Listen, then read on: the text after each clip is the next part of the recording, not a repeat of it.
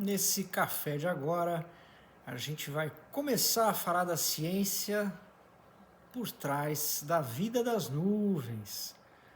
A gente está o tempo todo se relacionando com as nuvens aí no dia a dia de voo. Elas são grandes companheiras nossas, né? A gente o tempo todo está usando elas para identificar onde está a térmica, para identificar como é que está o ciclo, né?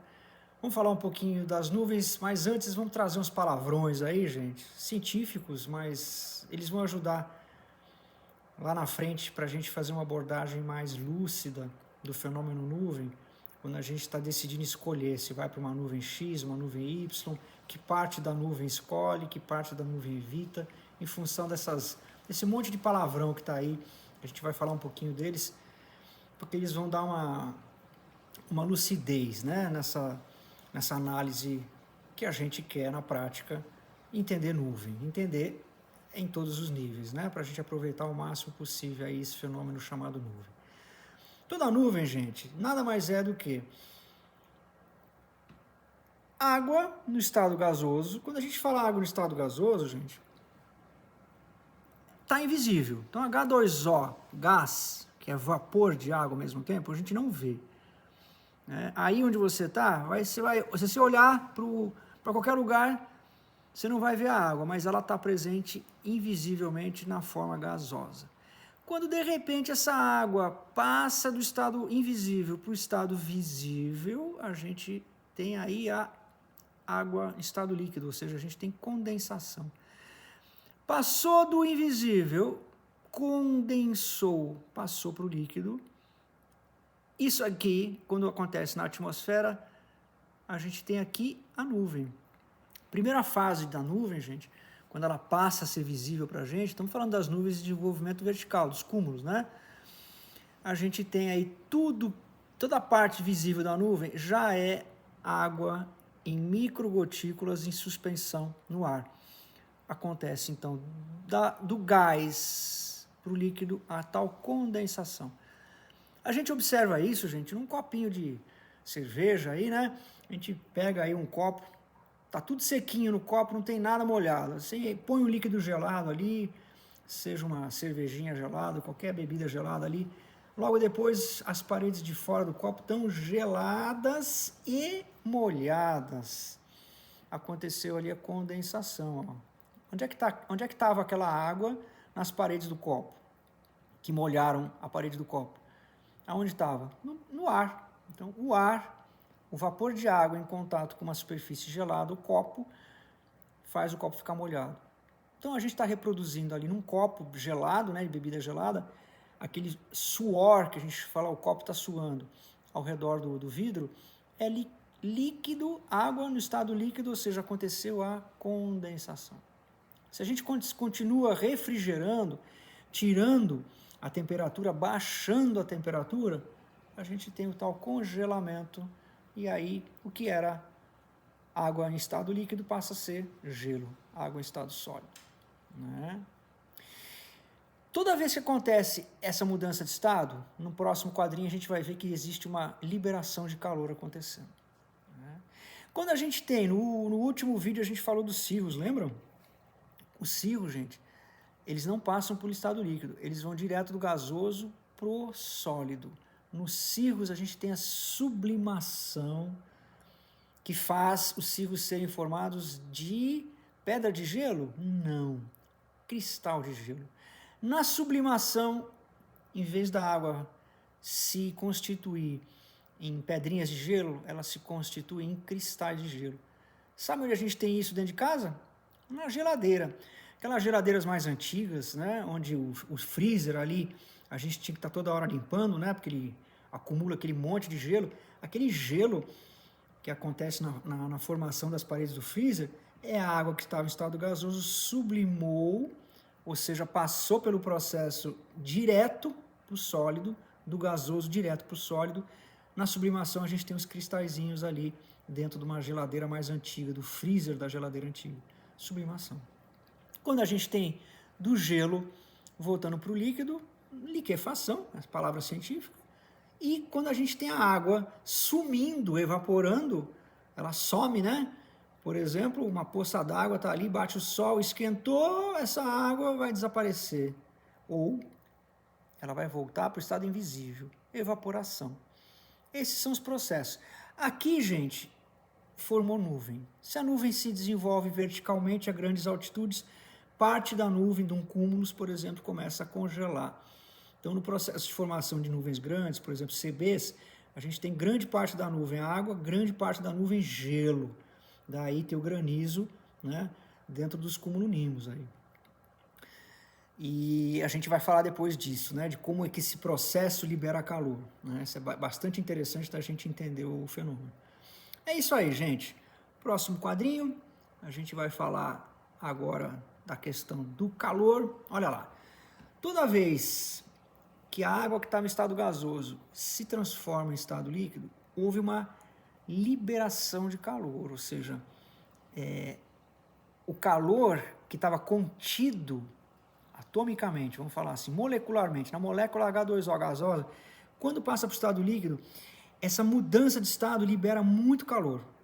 E quando a água do líquido passa para o sólido, novamente libera calor. Onde é que a gente vê esse calor acontecendo dentro de casa, essa liberação de calor? Principalmente aqui, ó. Você coloca gelo para congelar no freezer, você põe ali água em estado líquido, todo aquele calor para passar a água para o estado sólido, gelo, a geladeira gera atrás do motor da geladeira tem um radiador ali onde ele libera um monte de calor. Onde é que estava aquele calor que a gente vê dentro de casa, por exemplo, atrás de uma geladeira? Aquele calor, gente, estava dentro da água em estado líquido. Na mudança de estado, há uma grande liberação de calor. Quando a gente está falando em liberação de calor, tanto na condensação, quanto depois na fase de líquido para o sólido, existe uma grande liberação de calor, ou seja, é ao mesmo tempo uma formação de, quando a gente fala em calor, gente, lembra lá da nossa primeira aulinha de meteorologia? A gente tem uma baixa pressão se intensificando. Quando a nuvem está em formação, muito gás passando para o estado líquido, ou seja, a nuvem está crescendo em formação, há uma grande liberação de calor na mudança de estado da água. A própria nuvem é um autogerador de baixa pressão dentro dela. E se a nuvem começa a crescer cada vez mais e passa alguns aspectos, algumas partes da nuvem passa para o estado congelado, sólido, que é o caso do CB, por exemplo, novamente acontece uma grande liberação de calor. Então, nos cumulonimbus, a gente tem uma tremenda, uma imensa liberação do calor. A gente tem uma geração de baixa pressão ali dentro do fenômeno cumulonimbus. Né? Em compensação, quando a nuvem está dissipando, olha lá, do sólido, quando derrete a água e vai para o líquido, ela rouba calor. Então aqui, nesse processo de mudar de estado de sólido para líquido, a gente tem, micrometeorologicamente falando, uma alta pressão. Ela esfria o lugar, ela rouba calor. Quando a nuvem que estava no estado líquido, olha lá, dissipa, desaparece, tinha uma nuvem no céu, de repente desapareceu, ou seja, a água que estava no estado líquido voltou para o estado invisível, gasoso. Na dissipação, ela é uma alta pressão. Estão percebendo que interessante? Quando uma nuvem muda de estado, no sentido de dissipar, além da gente não ter mais uma térmica embaixo, a gente vai ter uma descendente, a gente vai ter uma alta pressão por conta do calor que ela rouba. No processo de líquido para o gasoso, a nuvem rouba muito calor. Então ela esfria a região. E o contrário, na formação, ela gera calor. A mudança de estado de água gera calor na formação e gera frio na dissipação. Né? Essa lógica desse entendimento a gente vai usar para ter um olhar mais atento quando a gente está decidindo que nuvem que vai. A gente, em função do aspecto da visão da nuvem que a gente vai ver adiante em fotos, a gente vai, opa, esse lado da nuvem tá legal, ou essa nuvem está em formação, ou seja, tem ali além da baixa pressão que começou na térmica, ainda a nuvem está potencializando aí a ascensão em função dela estar liberando calor na formação. Em compensação, se ela já estiver dissipando, a gente evita ao máximo aquela região. Passar embaixo de uma nuvem dissipando, vai pegar descendente. Né?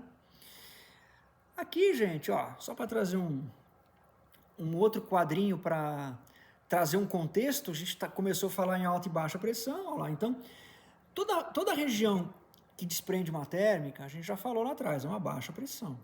Né? Se tiver umidade e esse ar subir e chegar no ponto de orvalho é o ponto onde a condensação acontece. Uma nuvem começa a se formar. Então, fazendo uma visão desse fenômeno, né, nuvem térmica, vamos dizer que está um dia sem vento, ou seja, em macro escala não tem vento nenhum, está tudo paradão. Sempre que tem uma térmica ativa e uma nuvem se formando, ao redor, em microescala, a gente vai ter esse contexto. Do lado de cá é alta pressão, baixa pressão é todo esse conjunto, né? Inclusive aonde a nuvem está se formando é baixa pressão também. Então, como centro de baixa pressão, lembram ali da introdução que a gente fez? Isso aqui, gente, é um sugador. Né? Todo o ar na vizinhança, ao redor da formação de um cúmulo, ele é sugado nessa direção. Se não tiver vento nenhum, a gente vai perceber isso aqui. Né?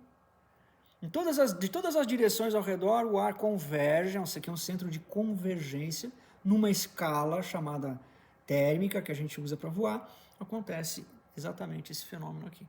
A gente vai usar essa visão adiante para justificar algumas escolhas que a gente vai fazer em voo, tá, gente? Todo esse papo, às vezes, que é um pouco chato, né, para quem não gosta, em alta pressão, baixa pressão, nossa, falar em condensação, liquefação, sublimação, tal, envolvendo perda de calor, geração de calor, todo esse papo para alguns pode parecer chato, mas quando a gente começa a olhar o fenômeno nuvem e a gente está o tempo todo se relacionando com a nuvem enquanto piloto, usando ela como uma referência visual muito valiosa para entender o que está acontecendo com a atmosfera, em microescala principalmente, essa linguagem chata, gente, ela vai ajudar a gente. Pelo menos o entendimento disso que a gente está apresentando aqui vai ajudar a gente.